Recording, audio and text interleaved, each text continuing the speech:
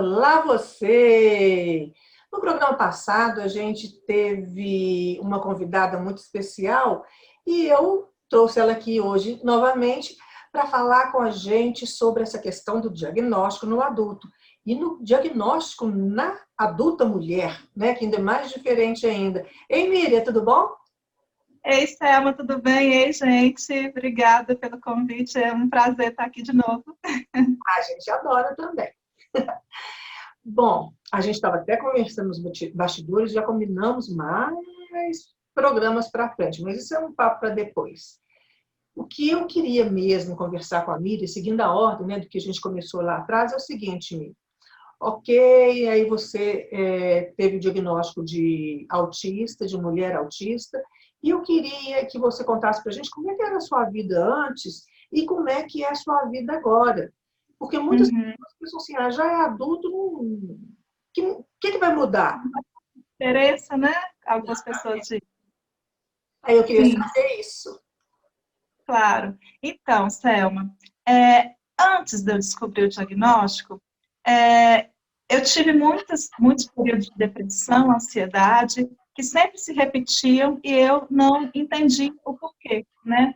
Muito relacionado, bem, às questões de comunicação, de dificuldades com a socialização também.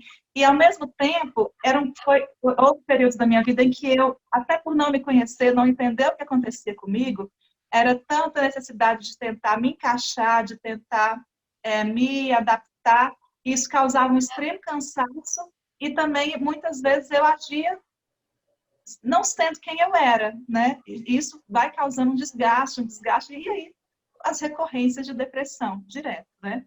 Quando eu, enfim, soube do diagnóstico, isso me trouxe um autoconhecimento muito grande e uma aceitação muito grande também. E, e aí, ao mesmo tempo, me trouxe também um norte, um direcionamento para aquilo que eu queria trabalhar melhor em mim, aquilo que eu escolhi, e aí a respeitar também os meus limites, coisas que eu fazia que me violentavam, eu não percebiam, porque eu fazia coisas para tentar me encaixar, que era é, demais, e ao mesmo tempo também direcionando algumas áreas que eu queria desenvolver mais e que eu não sabia como. Com o diagnóstico, isso se tornou um norte, né, para indicar como que eu poderia desenvolver melhor algumas áreas que eu queria me desenvolver melhor. As pessoas não têm noção de que sofrimento que a gente fala, mas é um sofrimento de fato muito intenso. Eu vou dar uns exemplos práticos, aí você vê se você concorda com isso. Por exemplo, eu aprendi, né, na minha criação, minha mãe me falou, que quando eu estava quando eu era mais jovem, estava começando a fase adolescente, de namoro, aquela coisa toda, se viesse um menino que eu achasse babaca, conversar comigo, eu falava assim, nem, você não está com nada não, você é muito babaca. Algumas coisas sim, falava na lata, e para mim isso era normal. Se ele achasse a mesma coisa de mim também, ele falaria. Aí, porque isso que eu estou contando é para falar assim, como assim ser quem você não era? Aí a gente aprende que a gente não pode falar isso. Então, a gente não fala isso. E a gente, às vezes, aguenta o papo de um cara babaca. E a gente não está aguentando aquele papo de um cara babaca. Aí a gente fica ali, quando o cara termina o papo, a gente vai embora com a cabeça assim. O cara, uma amiga, alguma coisa assim. É mais que um cansaço, é uma exaustão terrível. Outra coisa Uhum. também que mudou muito para mim eu não sabia, por exemplo, eu ia num encontro religioso, eu sou budista, então eu ia no centro cultural, né, para uma reunião, etc e tal. O Victor ficava chateado, porque ele falou assim, nossa mamãe, você agarra demais. Eu achava que eu tinha, olha gente, isso há pouco tempo, antes do diagnóstico, há 4 anos, 4 anos e meio atrás. Eu achava que eu tinha que cumprimentar todos, despedir de todo mundo do mesmo jeito. Senão eu estava fazendo distinção entre as pessoas. Então você imagina, todo mundo que me cumprimentava, eu dava tchau, 3 beijinhos, perguntava como é que estava, lá, lá, lá, lá. Conclusão, 1 ano depois eu estava indo embora exausta e aquela Uhum. coisa toda. Então, são assim, detalhes, né, Miriam, que ao longo da nossa vida transformam a nossa vida em algo muito difícil. Não é Sim. isso? Você falou uma questão que é a questão do autismo no feminino, né? Na mulher, a gente tem muito essa questão de observar muito o comportamento das pessoas para tentar copiar e, né, modelar, assim. A gente principalmente se a gente não tem um acompanhamento terapêutico desde muito nova, desde mais precocemente, né? E a gente passa por várias fases da vida sem saber o que está acontecendo com a gente, uma das estratégias que a mulher tem, até por culturalmente ser exigido isso da gente se encaixar bem socialmente, é copiar o comportamento das pessoas. A gente observa muito e até por isso, conheço vários autistas que se tornaram psicólogas também, que a gente observar muito o comportamento alheio, né? Mas com o intuito também muito de a gente tentar se encaixar a partir daquela observação, mas se torna uma coisa que não é autêntica nossa, porque a gente não sabe ainda como que a gente é, quem a gente é e como que a gente pode ser. E isso me causou um enorme desgaste, amadurecí muito, né? Por causa disso. Porque foi me causando desgaste, veio transtorno de ansiedade, transtorno depressivo. Mas, e aí, com a descoberta, com o diagnóstico, com o autoconhecimento, né, com esse autoconhecimento que o diagnóstico traz, eu entendi que eu não precisava me forçar em determinadas situações, e aquilo que eu queria, tem coisas que eu não aguentava, mas, olha, tem coisas que eu quero aguentar um pouco mais, sim. Não necessariamente que todo mundo precise, não precisa, mas eu, particularmente, queria frequentar algumas festas, conversar com as pessoas, queria aprender isso, e nisso eu fui, olha, eu quero trabalhar essas questões em mim que eu gostaria. Essas eu tenho vontade. Outras coisas é muita questão de respeitar nosso limite mesmo, né? Na grande maioria das questões. E acho que é por aí, assim. Embora tenha algumas coisas que parecem assim, a menina tímida tem isso. Eu não sei explicar isso, sabe, Miriam? Mas é diferente. Por exemplo... porque eu confundido com timidez, né, Selma? Eu queria muito ser uma menina, quando eu estava no Fundamental 1 e 2, que tivesse coragem de pedir para tomar água quando estivesse com sede. Que tivesse coragem de pedir para ir no banheiro quando tivesse com vontade de fazer xixi. E eu tive muita infecção urinária por causa disso. Fora as vezes, quando eu fui crescendo, que eu não percebia que o que estava... Porque eu aí comecei a reter tanto que eu não tinha autopercepção do que alguma coisa que estava me incomodando era a vontade de fazer xixi. Olha que loucura. Lembrou de uma situação agora, que eu vou contar, impressionante. Agora, quando eu fui lembrar da situação, eu falei, gente, tem tudo a ver. Eu estava no ensino médio, eu tinha 17 anos, e eu fui pedir ao professor licença para sair da sala para ir ao banheiro. Ele estava explicando uma matéria, e eu estava com muita vontade de ir ao banheiro. E aí ele falou assim, não, agora não, você não vai ao banheiro. Aí eu falei assim, gente, ele me negou ir ao banheiro, mas pensei, né? Mas ok, né? Ele disse não. Aí eu voltei calada pro meu lugar, minha colega olhou assim para mim, o que aconteceu? Eu tô assim, eu pedi para ir ao banheiro, ele não deixou. A minha colega ficou indignada. Ela virou para ele, professor, como que você não deixa a menina ir ao banheiro?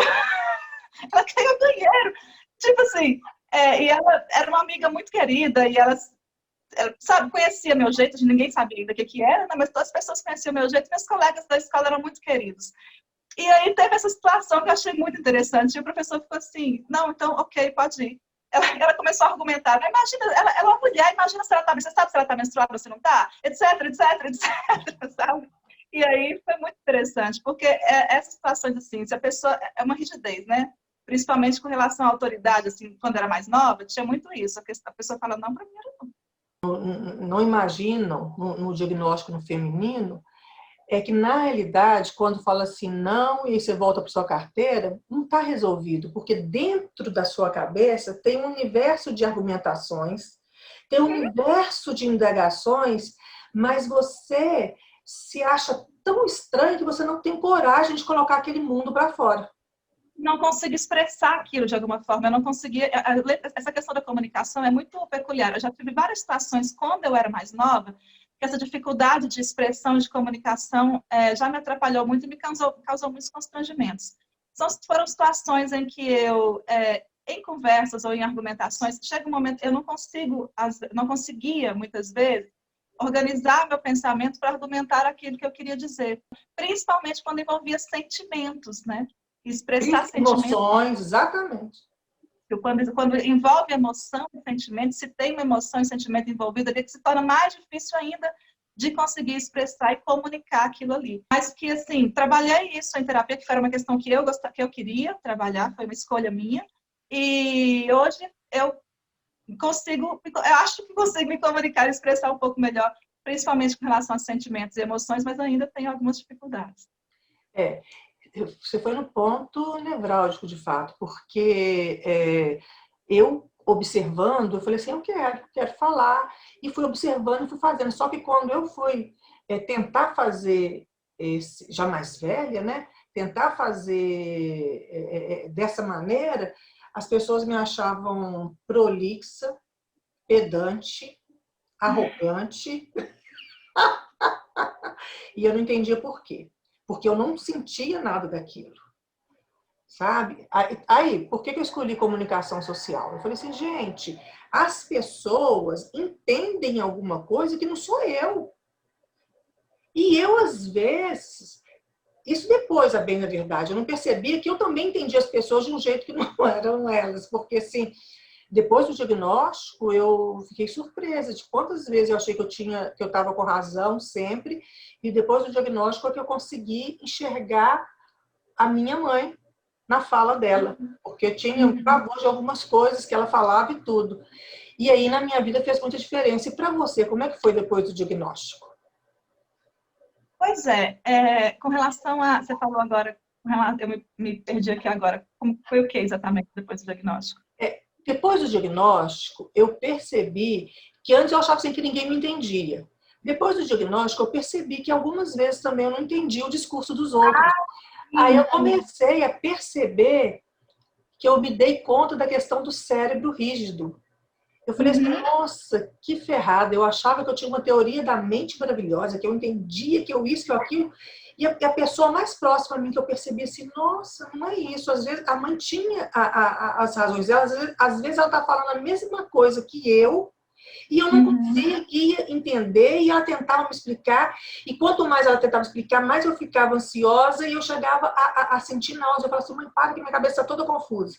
Depois do diagnóstico, eu comecei a perceber essa rigidez e a tentar trabalhar isso mais. Aí a minha relação com a minha mãe se melhorou 1000%. Não que fosse ruim, porque eu já estou adulta, né? Então já tinha vencido várias etapas, mas agora está 10 demais. No meu caso também, Selma, eu também fui perceber, depois do diagnóstico, eu fui perceber essa questão da rigidez de pensamento, né? Rigidez de ideias, de crenças, e isso norteou muito um jeito de trabalhar isso terapeuticamente. Eu tinha, né, pensamentos mais rígidos mesmo, dificuldade, às vezes, de flexibilizar algumas coisas, e até essa questão da expressão, muito presente, da expressão da comunicação. E no trabalho terapêutico, após o diagnóstico, até eu reconheci isso em mim, aí vem a questão do autoconhecimento, entendi que isso se devia à questão do espectro autista, e então decidi, nossa, não, eu quero pensar de outras formas, quero, sabe, me trabalhar. Abriu o leque mesmo. Hã? Abriu o leque mesmo, né? Isso com as pessoas, principalmente, né? E comigo mesma, inclusive, eu acho que principalmente comigo mesma, porque eu acho que a maior rigidez era comigo mesma. Na verdade, eu sempre tive até uma facilidade em ter mais flexibilidade com as pessoas, por causa que culturalmente eu fui inserida num contexto de espiritualidade, desde muito nova, que me trazia muito essa questão da empatia. Mas a rigidez esteve sempre presente muito comigo mesma, com as coisas, sabe, assim, com o meu princípio, com as coisas que eu devia fazer, com o que eu não devia, com tem que ser assim, com não tem que ser assim, com o que é certo, com o que é errado. E aí isso me causava grande sofrimento, que era muito rígida comigo mesma, acho que é essa palavra, rígida mesmo, comigo, né? A gente era o nosso maior algoz. Isso. Miriam, eu vou dar um exemplo aqui de como que eu sempre, desde 3 anos, 2 anos e meio, que eu me lembro de observar as pessoas. Porque eu não entendi, então eu observava muito. Aí quando a gente foi gravar o programa passado, o primeiro programa, eu falei assim, gente, ela está me lembrando alguém, porque aí eu vou sempre, meu cérebro vai fazendo isso, né? Padronizando. E aí as pessoas assustavam que às vezes não tem nada a ver, mas não é a questão de aparência física. Pode ser, mas normalmente não era. Às vezes é um jeito de gesticular, às vezes é um tom de voz, uma forma de conversar, e você, então, me antenou e eu fiz do meu cérebrozinho a analogia com a Grazi Massafera, de Oh! conversar. Quando ela está mais solta, quando ela é a Grazi mesmo dando uma entrevista, aquela coisa toda, a voz, sabe, a entonação. Pois é, maluquices desse cérebro neurodivergente. Porque eu tenho dificuldade da fisionomia, então eu tentava me ligar em vários pontos eu achava que eu tinha a memória fotográfica. Eu esqueço o nome, mas eu sou ótima de rosto. Sou ótima de rosto se eu encontrar aquele rosto no mesmo contexto. Mas se eu encontrar ele fora do contexto, eu posso não reconhecer uma pessoa próxima a mim. É muito complicado isso aí, nós ainda vamos pesquisar e vamos fazer num outro programa, tá? Porque a gente falou do antes e do depois, e a Miriam falou da importância que a terapia teve na vida dela para esse ajuste na verdadeira Miriam, e é sobre o que a gente vai falar no próximo programa. Da espontaneidade, da autenticidade, de ser quem a gente é, de aceitar quem a gente é. E tem jeito. E a Miriam vai falar sobre isso, porque a Miriam é psicóloga e terapeuta holística. E é sobre isso que a gente vai conversar no próximo programa, né, Miriam? Isso mesmo. Então tá, pessoal, foi um prazer, Miriam, muito obrigada. Obrigada, Selma, agradeço. Obrigada, gente. Tchau e até a próxima. Até a próxima. E eu tenho que parar por aqui, porque no YouTube não pode ser grande, mas se deixar eu fico blá, blá, blá, blá, blá. Então, até o próximo programa. Compartilhe, dê o seu like, inscreva no nosso canal, que pra gente é muito importante, viu? Beijo a todos. Até a próxima.